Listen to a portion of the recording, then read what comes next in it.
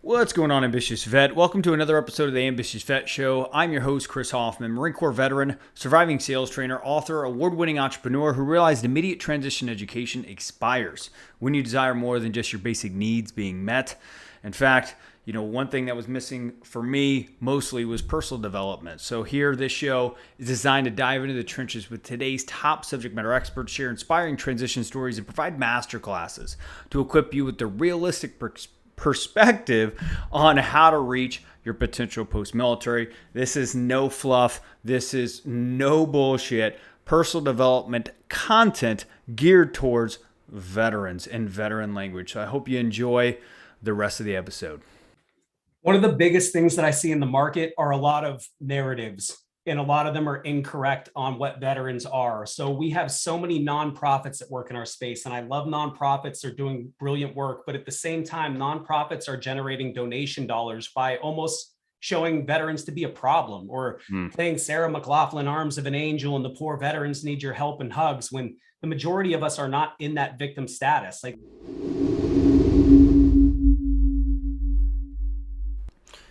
Hey, what's going on, Ambitious Vet? If you haven't already, please go join the Ambitious Vet Community Learning Platform. We are offering you a 14-day free trial and then an option to upgrade to a $10 a month membership or $97 a year annual subscription. And with that, you're going to be able to dive into the trenches with some of the most highly capable and high-performing veterans in the marketplace today.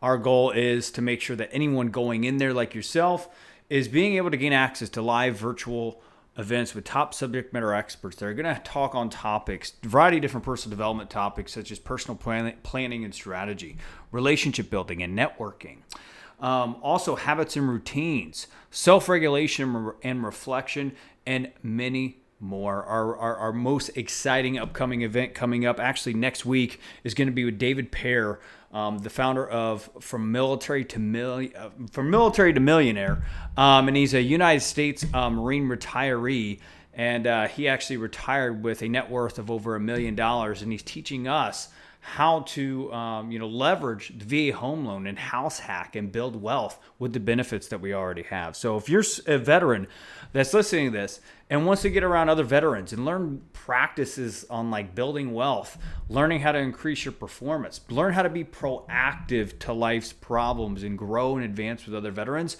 the platform is for you. You also got to think about the cost of not doing it. $10 a month is a small fee to pay whenever the cost of not joining a high-performing veteran network that's committed to you succeeding, right?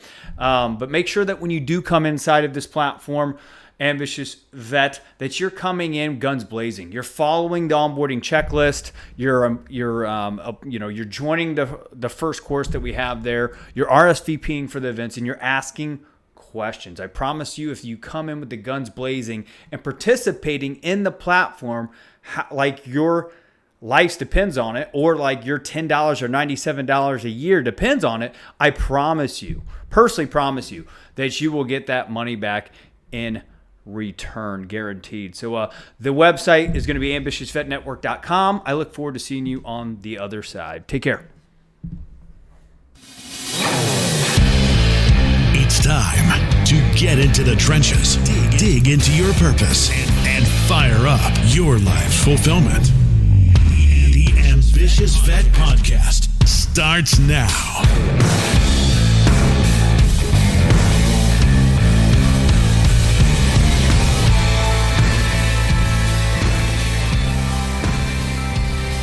Hey, what's going on, Ambitious Vet? We are right back inside the trenches this week with Rob Arndt. Rob is a CEO and founder of Buffer Springs, a veteran-owned training and consulting firm that builds customized military veteran recruitment, engagement, and retention programs for smart companies. Rob is a 14-year veteran of the United States Marine Corps, hoorah, with 8 of those years focused on armed forces recruitment and retention. Since transitioning from the military service, Rob has spent the past decade consulting Fortune 500 companies, small and mid-sized organizations, federal agencies, government contractors, and educators to build effective military veteran and diversity recruitment and compliance systems. Not bad for a United States Marine Corps veteran. Rob, welcome to the show, brother.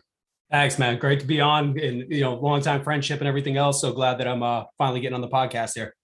Yeah, man. Every time I get on, man, I just feel that adrenaline back in the core, man. It's been 10 years for me, but every time I get connected to you, I'm like, man, this is a no bullshit Marine that is executing and making shit happen, man. And you've done some really awesome work in a variety of different sectors, mostly around military talent acquisition and just career development within the veteran community. You've been and held big roles in a variety of different big companies that, if I mention them, all veterans would know. But I don't want to take the words out of your mouth. I want to have the ambitious vet hear more about you outside that introduction and a little bit more about your Marine Corps transition, brother. Yeah, absolutely. So I, like you said, I did 14 years in, 12 years active, 2 years in the reserves. My last place of duty was on Marine recruiting. So I spent about 7 years on Marine recruitment and retention.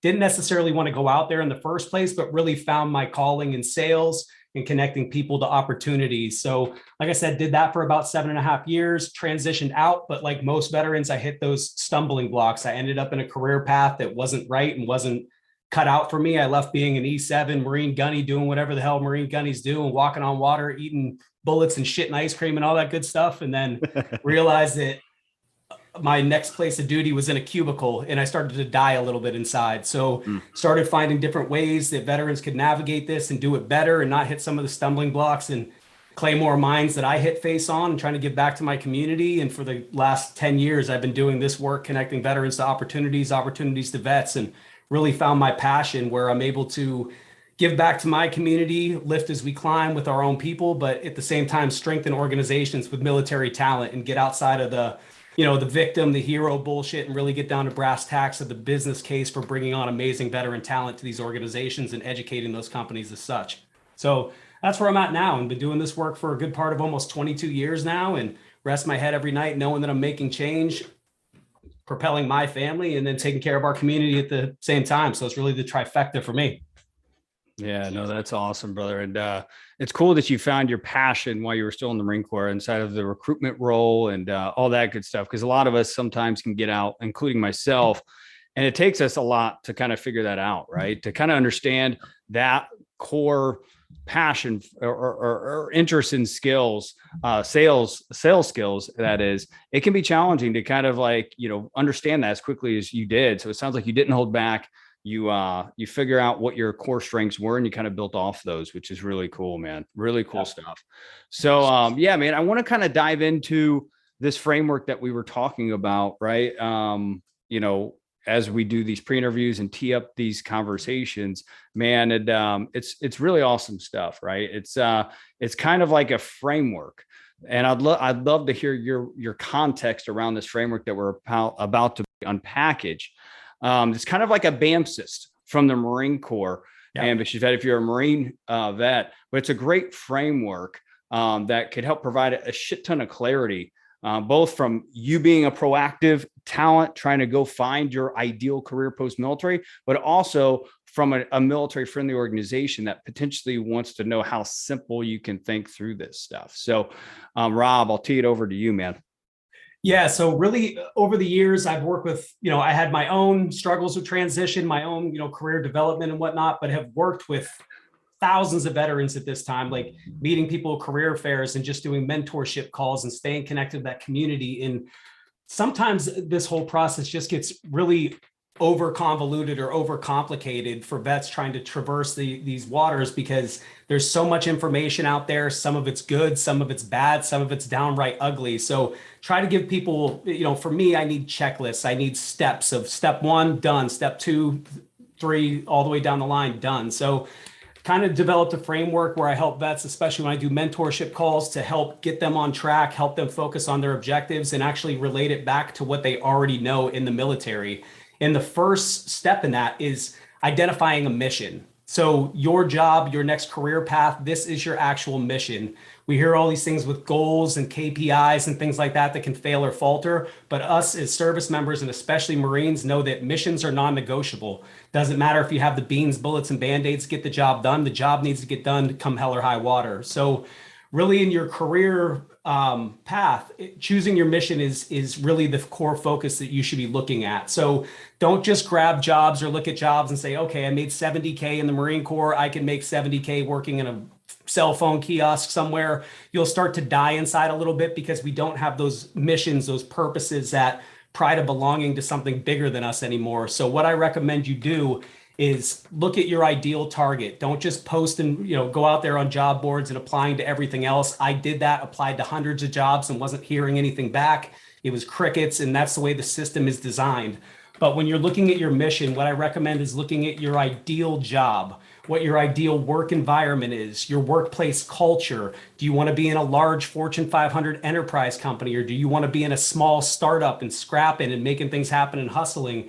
Like, what is your ideal kind of environment that fuels you and actually helps you gain energy and doesn't drain you?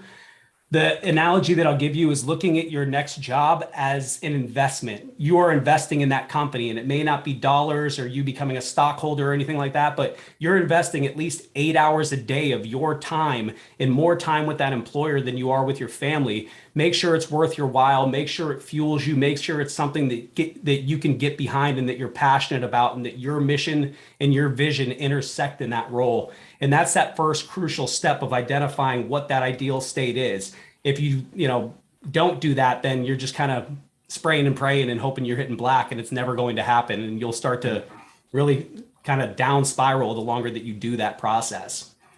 Step two is, once you've identified that, is do your recon, dig into that company, dig into that role, check out sites like Glassdoor and see the, behind the scenes or under the hood viewpoint of that company of what's happening. You can see things on their career page and they're waving a flag, they're military or veteran friendly or whatever they're saying in there. But what does that actually mean behind the scenes? The best thing that I'll say is that as veterans, we are pack animals. And we have this thing, like when we're in service, we know the strength of the wolf is the pack, the strength of the pack is the wolf. But we get out, we're lone wolves, and we try to traverse this ourselves. What I recommend doing is finding other veterans on LinkedIn that work at that company, or they're in that ideal role, and reach out to them, just vet to vet, and say, hey, brother, hey, sister, can you connect? Can we hop on a coffee chat? And I just want to pick your brain of what you do day to day to make sure that it's a sound investment of your time and that your efforts are geared towards that right target. But make sure that you do your homework on those things, or else when you get there, it's too late. And then you're spending more time trying to get out of that role, which is more difficult sometimes getting into it. Mm-hmm. After you've done your recon, build your battalion or build your group, whatever you want to call it, around you. Network, tap into the job market, talk to other veterans.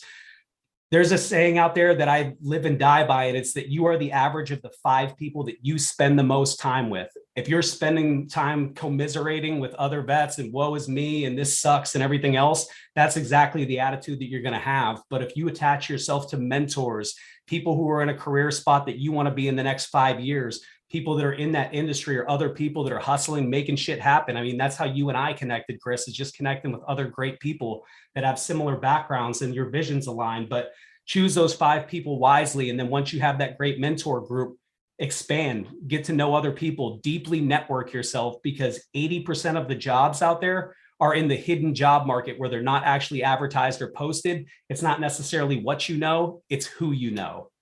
The second, or the fourth step of that, is really to PM your weapons, so to speak. Optimize your resume for that specific job. Everybody has their generalized resume, but when you go and you apply in someone's applicant tracking system or on their job board, you're not having a resume that's printed off on a recruiter's desk and, hey, boss, hot off the presses, a new candidate here. You're going into an applicant tracking software. And if your keywords in your resume do not match with the keywords in that job description to a certain percentage, you're never going to show up on that company's radar. So make sure that you're optimizing that. Think of it as a dating profile. That company's saying they need somebody that's 10 feet tall and loves long walks on the beach and sunsets. Your resume has to say that you love sunsets and walks on the beach. So make sure that it's catered to that specific job that's on there, and tap into that market and keep tapping into that network there. And then step 5 is, ammo is expensive, as we all know. So take accurate, calibrated shots. Don't just spray and pray and put your resume all over the place. Make sure that you are focusing on that specific target. You have the right ammo or the right bait to catch that fish. And then make sure that you're, hidden black and continuing to focus on those objectives there and make it happen. And if you keep those things in line and keep that discipline, you're going to land that dream job, or you're going to be on your pathway to doing that and get in at the ground level, but know that there's a job where there's an elevator going up to the further floors as you continue to progress. And that's that 5-step process of just breaking it down almost like BAMSA style. I love it. I love it. This one's just MRBWA. Sounds like a rap group or something, man. But no, this is incredible stuff. An ambitious vet, for myself, I've always learned to inspire critically and independent thinking for myself. I have to get around experts like Rob here that can help me think through frameworks to kind of figure out, how do I hit black? Like he said, these kind of frameworks help you think for yourself, help you independently think, and help navigate daily conflicts, weekly conflicts, problems, just key decisions you need to be making around these key roles. And I can tell you, just for my own sake, since I've been out for 10 years out of the military, the biggest mistake I made was literally building my battalion. I just did not do that because I had this internal inferiority complex of like, well, why would I reach out to them? They're better than me. I don't got this yet. I'm just being real. Right. And I find that a lot of high achieving veterans that get out that are not just wanting to leverage, all the amazing benefits that we get. Those are great. Take advantage of them. But, when we're getting out, we don't feel good enough. And I think that's what has us have this internal desire of like being so outcome focused, so going after it, but we can almost hurt ourselves in that way by being so in scarcity mindset and inferiority complex. Just for my case, I'm not saying that you listening to this right now deal with that ambitious. I'm just stating a case. You have your own shit, but I'm just saying, like, reaching out to people and feeling good enough to do that and figuring out, not overthinking the messaging on how to get those network going, or that conversation going inside that organization. That has been a real problem for me. But Rob, I want to talk, over the past 10 years, I've gotten a hell of a lot better by, developing that skill gap. But Rob, I'd love to kind of hear more about what you find in the market. Obviously, you're working with companies, helping build retention programs and stuff like that. What are you hearing from the market as you're out there currently working with clients and veterans through Buffer Springs? One of the biggest things that I see in the market are a lot of narratives, and a lot of them are incorrect on what veterans are. So we have so many nonprofits that work in our space, and I love nonprofits. They're doing brilliant work, but at the same time, nonprofits are generating donation dollars by almost showing veterans to be a problem, or playing Sarah McLachlan, arms of an angel, and the poor veterans need your help and hugs, when the majority of us are not in that victim status. Like, there are some of us that need help and resources and whatnot. And, we can help plug you into those as fellow veterans, but don't buy into those narratives. I've also seen people on the opposite side of that. You have the, getting into the mentality that you're broken somehow when you're not. Then the other portion of it is doing job fairs and things like that over the years. I've seen vets walk up to companies and basically say, hey, I'm here for my hero job, and I heard that you're going to hire a hero, and I want my job today. What do you got for me? And that's never going to work out either. There has to be a skill set, a background, and educational match there. And there has to be, think of it as like a marriage. You're trying to, or like a relationship, that those things are not going to work in a dating world. And there's some scary similarities between that and the job market, but don't believe or buy into any of those narratives. As veterans, we're not all painted with the same red, white, and blue brush. Even you and I, both being Marines, have completely separate career paths that we've taken, but don't buy into those narratives. Really just understand what you are, who you are as an individual, and then see how that applies to that organization and where you fit into that fold and finding your new tribe. Yeah, no, that's a really good point, brother. I love everything you just said. And I think, what I want an ambitious vet that's listening to this right now, that's looking to elevate their awareness and what they're looking for, is figure out of these 5 different steps of the MRBWA, new upgraded BAMSIS of getting out and finding your ideal career. Figure out which one you're weak on, and figure out what kind of relationships you can build around just improving and moving yourself up this framework. Because Rob, what it sounds like to me is you're creating this framework to kind of pull veterans from this victim mindset that's fueling this narrative that where charity cases were broken, we're better off just in entry-level positions. When in some cases that is right? Entry-level positions, you can grow pretty quickly. I did that in a sales career, but it's just like, figure out, be honest with yourself. Where are you weak in these 5 different steps? And then, what are the relationships? What are the mentors? What are the books? What is something that you can grow inside of? Maybe it is building relationships. Maybe it is weapons. Like, I love that idea of like PMing your weapon, optimizing your resume, like making sure that the role that you're applying for, if it says these qualifications, making sure your resume hits those keywords and matching that automated system of ATS, right? But I want to go back to the narrative conversation, because, there's a big conference happening. I think in 2 weeks. I keep my calendar mixed up because we both just came back into the country, but Military Infantry Conference in Vegas. And I told you I was preparing for some content there, and the same thing, man. I'm part of my presentation there is going to be around this narrative and that big research study from Duke Business School around how veterans are getting out and lacking interpersonal skills. And they're better off seen, not heard, and all this stuff. And that's over 3,000 employers saying this stuff, right? So we've got to figure out how to be proactive, ambitious vet, to get ahead of that kind of stuff and figure out, hey, how do I start leveraging frameworks that Rob just mentioned here? And if you're an employer, how do you leverage Buffer Springs to figure out how to build out those programs to get ahead of this problem, so we're not fueling that entitlement that we all hate, or that big statistic that 65% of the total 230,000 transitioning out are leaving their first post-military career within 24 months. These kind of frameworks are going to help veterans be proactive, and that's what I love about it, brother. But any additional thoughts on that at all? It's dual fold. As much as we're encouraging veterans to do these things, what we're doing with Buffer Springs is we're working individually with these companies to help them understand what military folks are and what military people are not. So they're buying into these same narratives. And when they go out there, they're well-intentioned, they want to hire vets. They're going into that sea of goodwill with 47,000 VSOs, nonprofit service organizations, all echoing the same, regurgitating some of the same stats and info and things like that out there. So they end up drowning in it or believing those narratives as well. So what we do is we break down to looking at their organization, what sort of talent that they actually need. You cannot hire all veterans. You may be able to hire, and when we look at that, we look at the roles, we may be able to make recommendations, say, okay, Marine and Army infantry people are going to be a great talent pool for you to tap into, or Air Force avionics technicians may be a great one here, but you can't hire all of us. You can't paint us all with the same red, white, and blue brush, because we're all different individuals.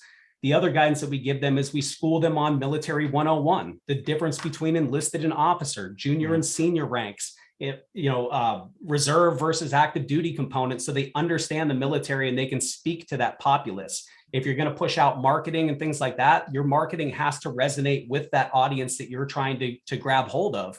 So make sure that you're speaking to us and not just having stock images of some dude in camouflage pajamas with a backwards salute and weird uniform on your site, and that's supposed to resemble vets. You're going to actually deter more veterans than you are to actually bring folks in. But there's an understanding there. And even looking at DOD, what we say is, because employers have this notion that veterans are leaving some foreign planet somewhere and that we're some alien species integrating into the workforce, when in reality, we've worked for a Fortune 1 company, which is Department of Defense. Every job that you have in the civilian world, HR, IT, technicians, mechanics, all these other roles exist in the military. And if you think of that, we have the strongest fucking military on the planet here in the United States because of the caliber of people who volunteer, raise their right hand, and step up to, when it's not the popular or even safe thing to do in a wartime environment. But recognizing that you're stealing talent from one of the greatest organizations in the world and bringing them into your organization, do it from a position of power and understand the business case for bringing on vets. Not charity, not patriotism, but finding great people to propel your organization forward is the key focus that we work on with companies that partner with us. Yeah, no, that's great. Turning them into a charity case to a strategic asset is what I hear, man. And that's key. That's key in improving retention, which is important. Well, brother, thanks for just being so passionate about it. And I know that personally, being a friend of yours over the past, I think year and a half, and we need to meet in person soon, man, have a beer and a whiskey and dive more into this and maybe play some games that we both like or whatever that is. Yeah. But, it's funny because what you're saying is it aligns a lot, but it also comes from your experience of working in an executive role and multiple talent acquisition, military talent acquisition type companies. So you know exactly what's missing. You've been rubber hit the road and multiple organizations that are probably some of the most popular military talent acquisition companies out there. And now you're pissed off and you're carrying your flag and being like, hey, who wants to follow me? And you're doing some good things at Buffer Springs. So I'm proud of you and I appreciate it, brother. But I want to kind of shift gears with just the last segment of the show, man. And that is the last save round, right? There's two types of veterans that listen to this show. And ambitious, if you're saying, hell, this ain't me, I'm actually this way, tell me so I can tee this question up better in the future. But the last segment of the show is, there's two types of veterans that usually listen to the show. One is a veteran that's thinking about getting out, right? Been in for a while and has big post-military ambitions, right? But is nervous, maybe fearful of the transition, kind of, afraid of some of the stuff that you were talking about with self-identity issues, all that good stuff. And they don't know what's coming. Second vet is the veteran that's been out for a while, has realized that career readiness tools land career stability, but maybe that job isn't that job for them and they're missing something maybe in their professional or personal life and they don't know what it is. What would be a couple last save rounds for those ambitious vets? And then we'll send them to further places to connect with you, brother.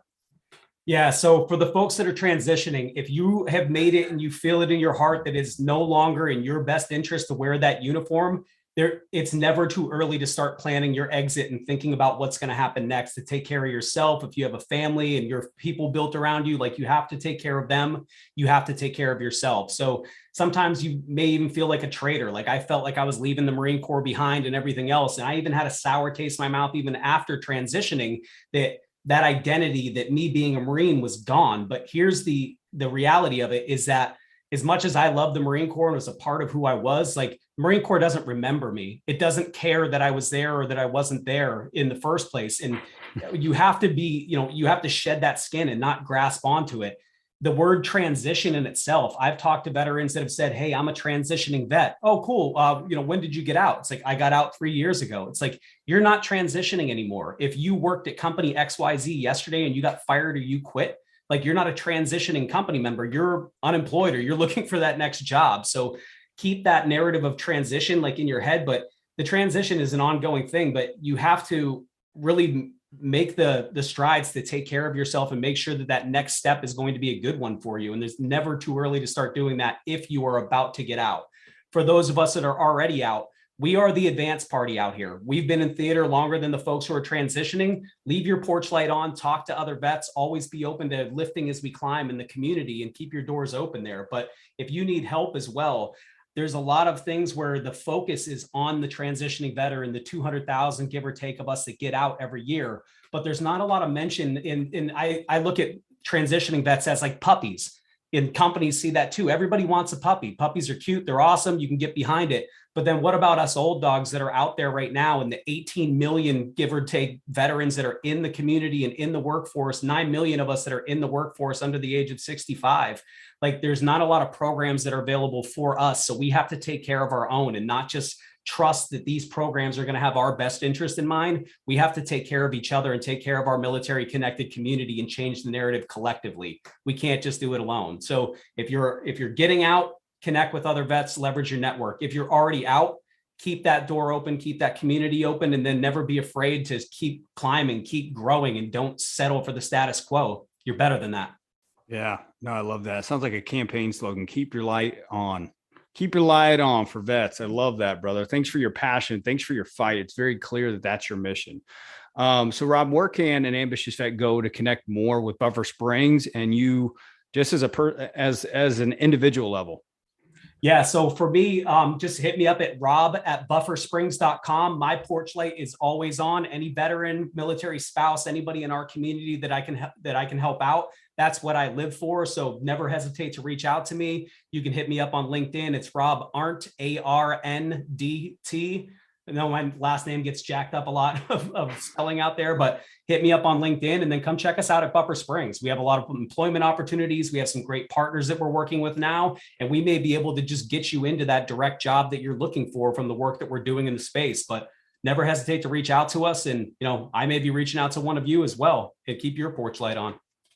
Yeah, no, that's cool. We never know where we're going to end up in the next 5 years. It's all about building your battalion, man. That's what I took from this.